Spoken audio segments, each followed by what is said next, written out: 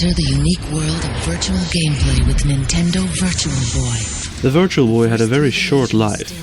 Nintendo discontinued it in March 1996, but did you know that Nintendo planned a re-release? Delays and the emergence of the Nintendo 64 put an unfortunate stop to it, but it would have brought us the first two second-generation Virtual Boy games. Dragon Hopper, an overhead Zelda-like game with graphics reminiscent of Super Nintendo RPGs, and Bound High, a game that I don't know which genre I should count it in, but what I do know is that it's a tragedy that this never got released. However, when it was cancelled, it was already finished, and prototype cartridges existed. At least one of those cartridges got out, and last year it got into the hands of Planet Virtual Boy. And eventually they were able to make a ROM out of it. I played on Richard Hutchinson's invention, the Flash Boy, a Virtual Boy flashcard. And boy am I thankful of the Flash Boy, because this game is awesome. In Bound High you play as Chalvo, a robot that can transform into a ball and bounce on enemies to defeat them. The control is very simple, the D-pad is all you need to play this game. Both D-pads do the same thing, which is good if you're a lefty.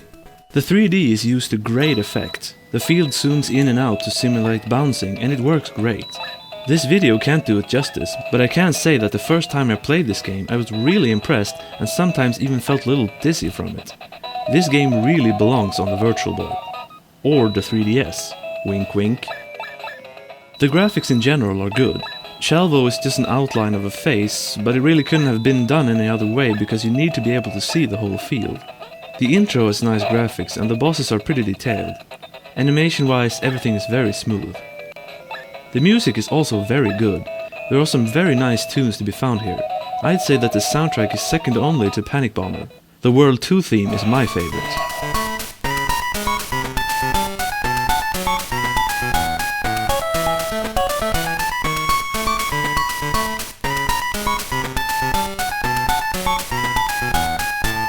Now before I explain how the game works in more detail, let's take a little detour. After Bound High was cancelled, developer Japan System Supply took the ideas and the music to the Game Boy. Chalvo 55 is a super puzzle action game, a side-scroller where you jump on enemies and collect jewels, then fight a boss and continue to the next level. Here you can transform back into the robot form of Chalvo and push blocks, and that's where the puzzle elements come in mostly. There's not many enemies about, the more common hazard is spikes, and you die if you touch those, like in every other game in existence. Chalvo 55 is a fun game, and by the third level it gets very cerebral and challenging. The game also comes with a password system. It only came out in Japan and I haven't seen a single copy turn up on eBay, so I play it on an emulator. Sue me. And on emulator you can change the palette to red and embrace its Virtual Boy roots. Now back to Bound High. Bound High has a lot of content. It has 3 modes, Adventure of Chalvo, Score Attack and Pocket and Cushion. In Score Attack you can play any of 20 stages and try to beat the high score. These levels are hard because they force you to beat the levels and its enemies in almost a perfect manner and in a very short time in order to surpass the high scores. It's not for beginners. Playing the Adventure mode first is important. Pocket and Cushion is like minigolf. You bounce on a ball and try to guide it into the hole. This has 20 stages too, and most of them are also very hard since the stages are riddled with obstacles and panels that bounce the ball all around. And like Score Attack, the game requires you to beat the stages very quickly to have a shot at the high score. It's a fun mode, but it would have been even more fun if it wasn't so hard. Another option on the main menu is Random Game, which is what it sounds like, a random level to play.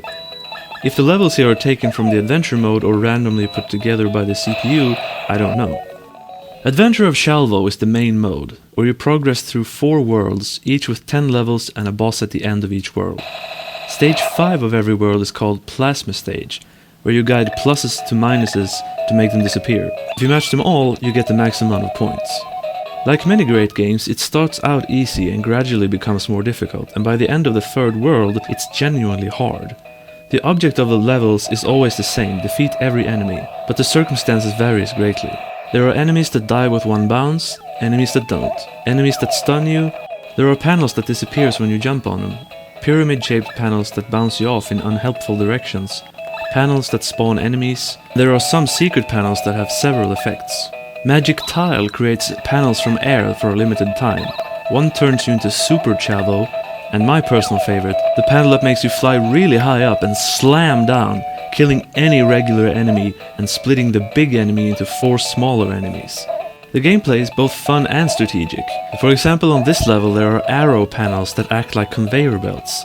You jump on them to change their direction, then push the enemies towards them, making them roll off the field to their death. Some stages have these poles, and when you bounce on them you bounce back very low. That always makes me nervous. By the way, if you fall off the field you die and have to restart the level with all enemies restored. The later levels makes things harder by incorporating more and harder enemies. And the worst of all, wind. This stage, 310, is the last one I could get to. First of all the enemies are on single panels, so you have to keep jumping on the enemies to have a chance. Those panels in the middle are pyramid-shaped and dangerous. This would have been manageable if it wasn't for the wind.